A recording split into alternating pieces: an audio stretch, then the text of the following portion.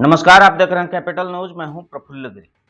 आमतौर पर किसी भी फैक्ट्री में गाड़ियां बनती हैं, कपड़े बनते हैं, यहां तक कि टॉफियां भी बनती हैं।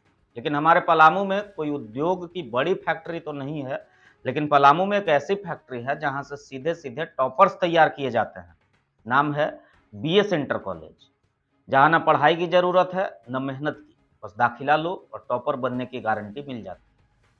अब सवाल ये उठता है कि आखिर इस चमत्कारी कॉलेज में ऐसा कौन सा अमृत पिलाया जाता है, जहां क्लास करने को तो बेहद कम छात्र पहुंचते हैं या ना के बराबर जाते हैं, लेकिन पिछले कई साल से पाटन कुंवर बांध बैदा कला में संचालित BS इंटर कॉलेज छात्र टॉपर्स की लिस्ट में विराजमान हो जाते हैं। तो जनाब, ये राज न शिक्षकों में है न विद्या में, बल्कि सेंटर में है। जी हाँ, महज 21 किलोमीटर दूर मेदिनीनगर मुख्यालय को छोड़कर इस कॉलेज के छात्रों को 36 किलोमीटर दूर रेहला भेजा जाता है। ये दूरी ही पूरी खेल है। और इस खेल के मैदान में 10 साल से वही पुराना अंपायर केंद्राधीक्षक के रूप में प्रमोद कुमार ठाकुर विराजमान है, जिनकी सीट उतनी ही पक्की है जितनी सरकारी बाबुओं की कुर्सी होती है।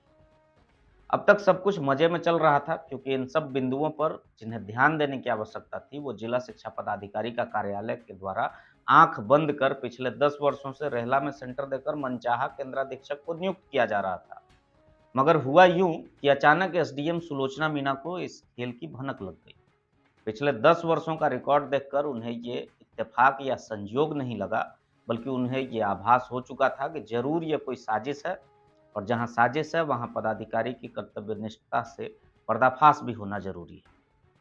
बस क्या था, SDM संत तुलसीदास कॉलेज रेहला में औचक निरीक्षण करने पहुंच गई। भविष्य के टॉपर्स बड़े गर्व से कॉपी भर रहे थे, या यूं कहें खुलेआम चीटिंग कर रहे थे। कोई किताब से देख रहा था, कोई बाहर से पर्ची पकड़ रहा था, तो कोई मोबाइल से ज्ञान ले रहा था।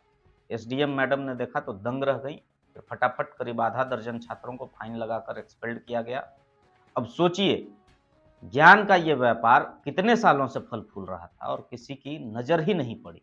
लेकिन SDM ने यह साफ कर दिया कि यह कोई संयोग या इत्तेफाक नहीं, बल्कि गंदा खेल है। और जब खेल पकड़ में आया तो कार्रवाई भी हुई। अब समझिए असल मुद्दा, पढ़े लिखे बेरोजगारों की संख्या क्यों बढ़ रही है। क्योंकि डिग्री तो मिल जाती है, लेकिन दिमाग खाली ही रह जाता है। ज्ञान से ज्यादा नंबरों पर ध्यान दिया जाता है। और जब inter graduation BS inter college जैसे ज्ञान की फैक्ट्रियों से होता हो, तो रिजल्ट क्या निकलता है? एक बेरोजगार सेना जो डिग्री लेकर नौकरी ढूंढती फिरती है। हालांकि SDM सुलोचना मीणा ने साफ कर दिया कि जिले में किसी भी तरीके का भ्रष्टाचार बर्दाश्त नहीं किया जाएगा। BS इंटर कॉलेज पर उन्होंने अपनी पैनी निगाह रखने की भी जानकारी दी।